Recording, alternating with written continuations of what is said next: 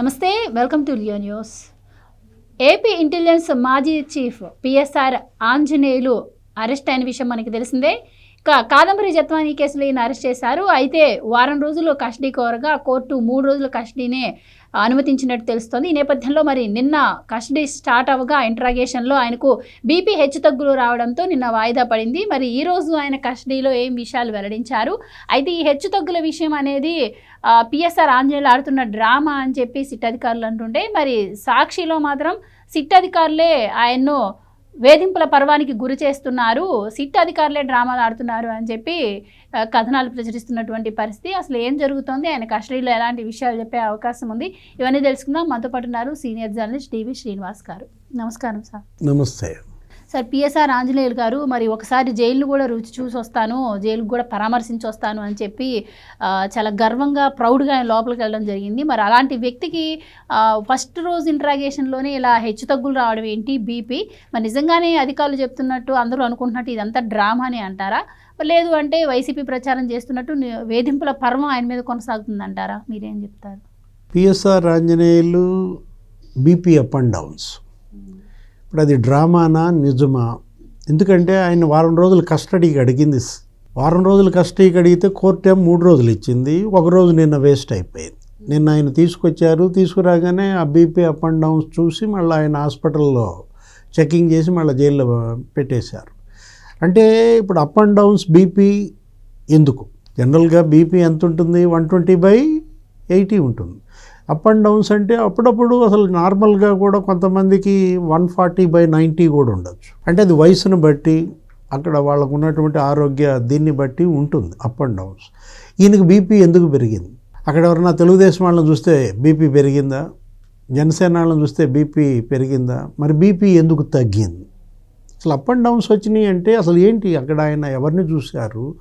ఎందుకు ఆయనకు అంత అప్ అండ్ డౌన్స్? రక్తపోటు రహస్యం ఏంటి? పిఎస్ఆర్ ఆంజనేయులు రక్తపోటు రహస్యం ఏంటంటే అసలు రక్తపోటు వచ్చిందా రాలేదా? ఇప్పుడు మీరన్నదే ఏది సాక్షి మీడియా ఏమని రాసింది? సిట్ పోలీస్ డ్రామా ఆడుతుంది అంటున్నారు. పోలీస్ డ్రామా ఏముంటుంది ఇందులో? ఇన్వెస్టిగేషన్ ఆఫీసర్ డ్రామా ఏముంటుంది? నిందితులు డ్రామా ఆడతారు. ఏదో గుండెపోటు వచ్చిందంటారు, హాస్పిటల్లో చేరు. వాళ్ళనేది ఏంటంటే సాక్షి మీడియా ఏమన్నా నిజంగా ఆయనకు బీపీ అప్ అండ్ డౌన్స్ వస్తే మరి వైద్యులకు చూపించి జైల్లో పెట్టడం ఎందుకు? పోసాని కృష్ణమురళి గారి విషయంలో కూడా మనం చూసాం కదా గతంలో. ఏది ఆయనది కడుపుల నొప్పి, లేకపోతే గుండె నొప్పి, అసలు స్టంట్ అంటాడు, ఆపరేషన్లు అంటాడు, రకరకాలుగా. అతను ఇంకోడు ఉన్నాడు మెడ నొప్పి, ఆడవాడు వర్ర రవీందర్ రెడ్డి పట్టి వేసుకున్నాడు మెడకి. నేను రానంటాడు, ఆ జగ్గైపేట ఎక్కడో ఇంకో కోర్టుకు తీసుకెళ్తుంటే కడప జైల్లోనే ఉంటానంటాడు. అట్లాగే ఇతను కూడా మరి డ్రామానా? ఇప్పుడు PSR Anjaneyulu senior most IPS. ఆయన 1992 బ్యాచ్, అసలు డీజీపీ కావాల్సినాడు కదా. అలాంటి వ్యక్తి ఇక్కడ ఇప్పుడు ఆయన యాక్చువల్గా జైలుకి వెళ్ళేటప్పుడు సంధ్యావందనం పరికరాలు కూడా తీసుకెళ్లాలని చూశారు. అలౌ చేశారో లేదో కానీ ఆయన ఏంటి మరి అంత సంధ్యావందనం చేసుకునే వ్యక్తికి బీపీలు ఎందుకు ఉంటాయి? అంటే అటు యోగా ఈ ప్రాక్టీస్ జనరల్గా ఆయన ఏమంత ఓబిసిక్ కూడా కాదు, అంత ఎక్కువ ఆహారం తీసుకునేవాడిలాగా కూడా లేడు. పోలీస్ ఆఫీసర్ కాబట్టి క్రమం తప్పకుండా వ్యాయామం అయ్యి ఉంటాయి.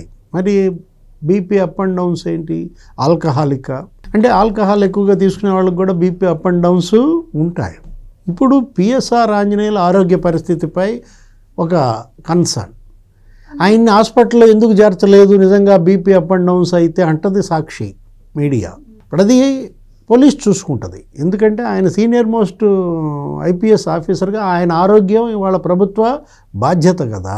హాస్పిటల్లో చేర్చాలా అవసరం లేదని వాళ్ళు చూసుకుంటారు. ఇవాళ మళ్ళా 2వ రోజు, ఏది 3 రోజుల కస్టడీలో ఇవాళ 2nd డే జరుగుతోంది గ్రిల్లింగ్. ఏంటి అసలు మరి వాళ్ళు కొన్ని ప్రశ్నలు అడగటం, వాళ్ళు ఇస్తారు కదా, అందరికీ ఇస్తారు కదా. ఇప్పుడు విజయసాయి రెడ్డి ఒక 25 ప్రశ్నలు అడిగారు, ఒక్కొక్కరిని 20 ప్రశ్నలు అడిగారు. గతంలో ఇలా నిందితులు అరెస్ట్ కావటం, లేకపోతే ఇంట్రాగేషన్కి పిలిపించటం, వాళ్ళకి ప్రశ్నలు వేసిన దాంట్లో ఇప్పుడు ఈయనకు సంబంధించి ఏది కాదంబరి జత్వానీ కేసు అసలు ఏంటి?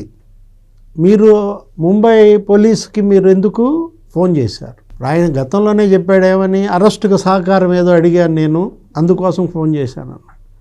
ఇప్పుడు అసలు విశాల్ గున్ని ఇచ్చిన అప్రూవల్లో ఏముంది, నా సుపీరియర్స్ పిలిచారు కాబట్టే నేను తాడేపల్లి సీఎం ఇంటికి వెళ్ళాను అన్నాడు. విశాల్ గున్ని వెళ్ళినప్పటికే అక్కడ వీళ్ళు మీటింగ్లో ఉన్నారు. ఎవరు? ఆ పెద్దలు. ఆ మీటింగ్లో ఎవరెవరు ఉన్నారు? మనకు తెలిసి విశాల్ గున్ని ఇచ్చిన వాంగ్మూలం ప్రకారం ఆ మీటింగ్లో కాంతిరాణా టాటా ఉన్నాడు. అంటే ఇతనికి ఇమీడియట్ బాస్ ఎవరికి? విశాల్ గున్నికి, సిటీ కమిషనర్గా. ఆ తర్వాత అసలు ఇంటెలిజెన్స్ చీఫ్గా ఈయనున్నాడు అన్నారు, పిఎస్ఆర్ ఆంజనేయులు. ఇప్పుడు ఏది ముందు రోజే ఫ్లైట్ టికెట్స్ ఎందుకు బుక్ చేశారు? కాంతిరాణా టాటాతో ఆ పని చేయించింది ఎవరు? ఇంటెలిజెన్స్ చీఫ్గా పిఎస్ఆర్ ఆంజనేయులు. మరి ఎవరి ఒత్తిడి మేరకు ఇచ్చేశారు? ఆ ఉన్న అదృశ్య శక్తి ఎవరు? అంటే ఇక్కడ ఇంకొక సందేహం కూడా కలుగుతుంది సార్ అందరికీ. ఇంత ప్రీ ప్లాన్డ్గా చేయగలిగినటువంటి వ్యక్తులు ఇప్పుడు ఈ కొత్త డ్రామా తీయడం కూడా పెద్ద విషయమేమి కాదు. అండ్ ముఖ్యంగా ఢిల్లీ నుంచి జగన్మోహన్ రెడ్డి గారు సీనియర్ లాయర్స్ని పిలిపిస్తున్నారు. అండ్ ఇప్పుడు వరకు ఎవరైతే అరెస్టులు జరిగాయో వాళ్ళని బెయిల్ మీద తీసుకురావడం కోసం, ఇక మీదట అరెస్టులు కూడా జరగకుండా ఉండడం కోసం లాయర్లతో సంప్రదింపులు జరుపుతున్నారు అని చెప్పి కూడా వార్తలు వస్తున్నాయి. సో ఆ లాయర్లు వచ్చి బెయిల్ ఇప్పించే వరకు కూడా ఈ డ్రామా ఎలాగే కంటిన్యూ అవుతుండొచ్చు అని కూడా ఒక సందేహం కలుగుతుంది. అసలు ఇది డ్రామానా కాదా? డ్రామా పిఎస్ఆర్ ఆడుతున్నాడా, లేకపోతే పోలీసు ఆడుతుందా, సాక్షి ఆడుతుందా? ఇప్పుడు మీరు రాసింది వాళ్ళు ఏంటి, సాక్షిలో ఏమనొచ్చింది? పిఎస్ఆర్ వేధింపుల పర్వమా? ఆయనే అందరినీ వేధిస్తాడు, ఆయన ఇంకా వేధింపులు పర్వం ఏముంటుంది? ఇప్పుడు ఆయన ఎవరు వేధిస్తారు? ఆయన మొత్తం ఆయన డిపార్ట్మెంటే కదా, అరెస్ట్ చేసింది ఆయన డిపార్ట్మెంటే. డిపార్ట్మెంట్లో ఆయన కింద నుంచి పైదాకా అందరికీ ఆయనతో మరి ఉన్న నేపథ్యంలో ఇప్పుడు పిఎస్ఆర్ ఆంజనేయులు తనకి డిపార్ట్మెంట్లో ఉన్నటువంటి సన్నిహితులను ఉపయోగించుకుని ఒక కౌంటర్ టీంని ఎస్టాబ్లిష్ చేశాడని, అంటే పోలీస్కి ప్రత్యామ్నాయంగా ఇంకొక వ్యవస్థ అక్కడ పనిచేస్తోందని, ఎప్పుడు ఎవరిని ఎక్కడ అరెస్ట్ చేసినా ఆ సమాచారం వెంటనే తెలుసుకోవటం, అతనికి అజ్ఞాతంలోకి వెళ్ళమని చెప్పడం, అజ్ఞాతంలో తీసుకోవాల్సిన జాగ్రత్తలు ఏంటి, ఎలా తప్పించుకోవాలి, పట్టుబడితే ఏ సమాధానాలు చెప్పాలి, ఇదంతా ఒక తర్ఫీదు ఇస్తున్నారన్నారు. ఈయనే చెప్తున్నాడన్నారు. కసిరెడ్డి రాజ్ అజ్ఞాతంలో ఉండటానికి ఈయనే కారణమని. ఆ రోజు రాజ్ అరెస్టు మనం చూసాం, ఎయిర్పోర్ట్లో అతను పట్టుకురావటం. ఆ తర్వాత ఈయన ఇంటి దగ్గర ఈయన అరెస్ట్. ఎవరిది? పిఎస్ఆర్ ఆంజనేయులు. ఇవన్నీ కూడా మనం సింక్ చేసి చూస్తే స్పష్టంగా కనపడుతుంది కదా, ఫిక్సింగ్ ద నెట్స్ అన్నమాట. ఇప్పుడు ఈయన పట్ల మీరన్నట్టు ఏదో సుప్రీంకోర్టు లాయర్లే వచ్చి వాదించవచ్చు, ఎందుకంటే వాళ్ళకి జగన్మోహన్ రెడ్డికి ఉన్న లావాదేవీల్లో అనేక మందికి వాదించారు. విజయపాల్కే వాదించారు కదా, అరెస్ట్ అయ్యి జైల్లో విజయపాల్ ఒక 70 రోజులు ఏమో ఉన్నాడు. అతనికి ఎవరు దగ్గర దగ్గర పెద్ద పెద్ద లాయర్లే వచ్చి వాదిస్తే ఆశ్చర్యపోలా, జడ్జీలే ఆశ్చర్యపోయారు. ఏంటి ఇంతమంది లాయర్లు ఒక సాధారణ పోలీస్ అధికారికి మీరంతా వచ్చి వాదనలు చేయడం ఏంటని ఆశ్చర్యపోయిన పరిస్థితి. బెయిల్ ఇచ్చారు, అది వేరే విషయం. ఇప్పుడు పిఎస్ఆర్ ఆంజనేయులు ఇవాళ ఒక ఉమెన్ ఇష్యూలో ఇరుక్కున్నాడు. ఏది? కాదంబరి జత్వాని. గతంలో కూడా ఆయన పైన మహిళలకు సంబంధించి అనేక ఆరోపణలు. ఏది? విజయవాడ ఆ డాక్టర్ ఇష్యూ.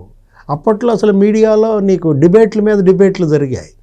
అసలు ఈయన కమిషనర్గా ఉంటూ ఇతను డిబేట్లోకి వచ్చి మాట్లాడాడు ఒక ఛానల్లో. యాక్చువల్గా అది మాట్లాడకూడదు అప్పట్లోనే. ఏది? ఇది అంతా ఎప్పుడు దగ్గర దగ్గర 10-15 ఏళ్ల క్రితం జరిగిన ఇష్యూ. అప్పుడు వల్లభనేని వంశీ తెలుగుదేశం పార్టీలో ఉన్నాడు. వంశీకి ఇతనికి మధ్య ఒక వార్ నడిచింది అప్పట్లో. వంశీ సెక్యూరిటీని ఇతను తగ్గించేయటం, అతను ఏదో క్యాన్వాయ్ ఏదో వెళ్తున్నాడు, ఆయన ముందు ఒక 5 వాహనాలు వెనకాల 5 వాహనాలు, అటన్నిటిని ఇతను కట్ చేయటం. అప్పట్లో వంశీయే కొంతమంది మహిళల్ని ఇతని మీద ప్రయోగించాడంటాడు ఇతను. అతను ప్రయోగిస్తే నీ బుద్ధి ఏమైంది? ఇప్పుడు వాళ్ళ దగ్గర స్పష్టమైన ఆధారాలు ఉన్నాయి. ఏది? ఒక 4-5 మహిళలకి ఈయన పంపిన వాట్సాప్ మెసేజ్లు తీవ్రంగా హింసించటం. అప్పట్లో మహిళా సంఘాలందరినీ చుట్టుముట్టాయి, ర్యాలీలు చేశాయి. ఎక్కడ? బెజవాడలో. ఇతను ఒక ఎక్స్టార్షనిస్ట్ అన్నారు. ఎవరిని? పిఎస్ఆర్ ఆంజనేయుల్ని.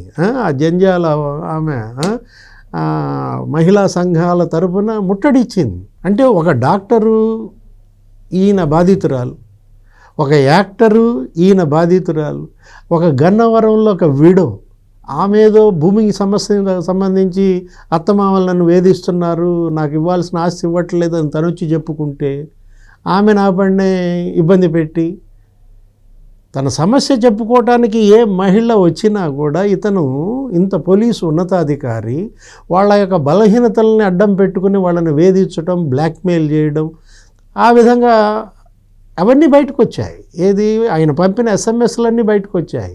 ఆయన ఎస్ఎంఎస్లతో వదిలేయటం కాకుండా ఇంకా ఫోన్స్ చేయటం వాళ్ళని, ఎప్పుడెప్పుడు ఆయన ఫోన్ నెంబర్ నుంచి ఎవరెవరికి ఏ ఫోన్ కాల్స్ వచ్చాయి అనేది కూడా అప్పట్లో మీడియా హైలైట్ చేసింది. అదేమంటే వాళ్ళనే బెదిరించాడని, వంశీనే బెదిరించాడని ఆ డిబేట్లో, ఏమని నా వెనక అరవిందరావు ఉన్నాడు, నా వెనక గవర్నర్ నరసింహం ఉన్నాడు అని బెదిరింపులు. అంటే నేను అతనికి కౌన్సిలింగ్ ఇచ్చిన మాట వాస్తవమే, కానీ బెదిరించిన మాట అరవిందరావు గవర్నర్ నరసింహం పేరు వాడిన మాట నాకు గుర్తులేదన్నాడు అప్పట్లోనే. ఇప్పుడు ఈ జత్వానీ కేసు, ఈ జత్వానీ కేసులో అన్న ఈయన సహకరిస్తాడా? ఇవాళ జరుగుతున్నటువంటి ఇంటరాగేషన్లో ఇవాళ ఈయన అప్రూవర్గా మారతాడా? ఆ రోజు పలానా political boss, highest political executive ఆదేశాల మేరకు నేను ఇది చేపట్టాను, ఈ మిషన్, ఈ ఆపరేషన్ అని ఆయన యాక్సెప్ట్ చేస్తాడా? ఇవన్నీ కూడా ఇవాళ ఉత్కంఠ. ఏం జరుగుతోంది చూడాలి, ఏం చేస్తారో. థ్యాంక్ యూ సో మచ్ అండి.